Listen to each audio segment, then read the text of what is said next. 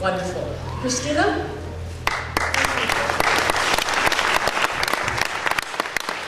Aloha. Thank you for inviting Lokelani Ohana to represent the vulnerable groups tonight. We're really here representing all of the social agencies and human services departments that have had a lot of budget cuts and challenges economically and vocationally and with housing in the last several years. Lokelani Ohana's mission, as you would see in the brochure or the DVD that was made available this evening, creates socially therapeutic programs within our community with elements of Native Hawaiian culture and tradition for adults with developmental disabilities. We recently had a $1.6 million capital campaign kickoff at the MAP that Chris Christopherson and others put on for us that focuses mostly on providing housing. Of the 270 Medicaid waiver clients that are served on Maui, 220 of those clients live at home with their parents. That are 30% of the parents are 60 years and older. So there are so many parents that are aging out that don't have a place for their family members with disabilities to live. And both in the housing and in vocation, people with disabilities are in the low income range. So we have a housing crisis for people with developmental disabilities. And on a vocational level, people with disabilities have a very difficult time to find work. And when they do find work, many of them lose their benefits. We need jobs for people with disabilities where they can contribute to our community, they can make a difference for others and gain personal self-value.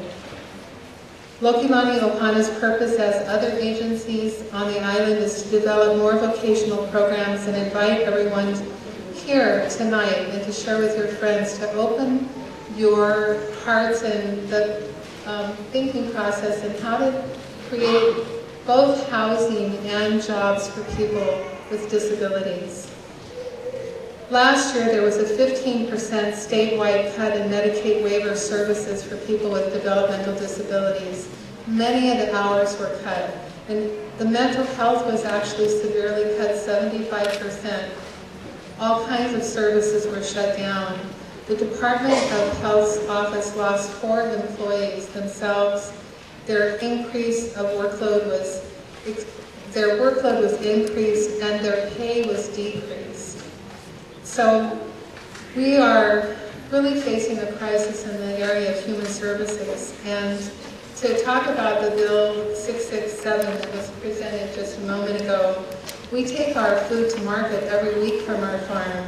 It's what helps us to move towards sustainability with our organic farming program that we run for people with disabilities.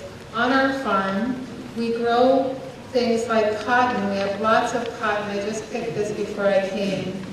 And we have a cotton gin, and we make thread out of it. We put the cotton into purses. This was made by someone with special needs.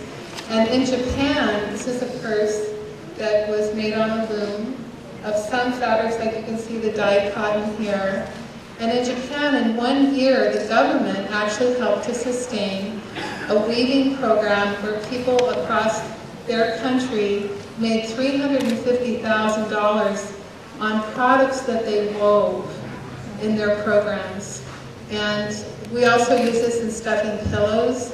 So there's many different vocational programs, both with the creative arts and weaving and with the organic gardening, that a bill like 667 would have shut us down. And working together as a group and understanding that the issues that belong to us as a community are even more sensitive for people in the field of human services and people with disabilities. So one of the wonderful highlights of our concert at the Maui Arts and Cultural Center on June 4th was Lokelani, who are here with us tonight, that played for our family members and friends with disabilities that danced. And I'd like to introduce them to you now, and they're going to give you a performance from our heart to yours. Thank you.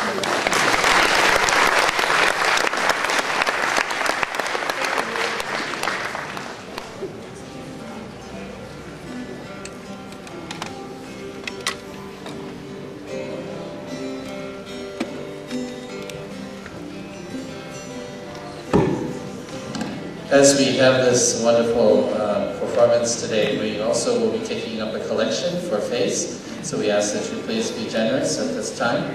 Again, the work that we do obviously needs your support, not just your time and talent, but also your treasures as well. Thank you so much.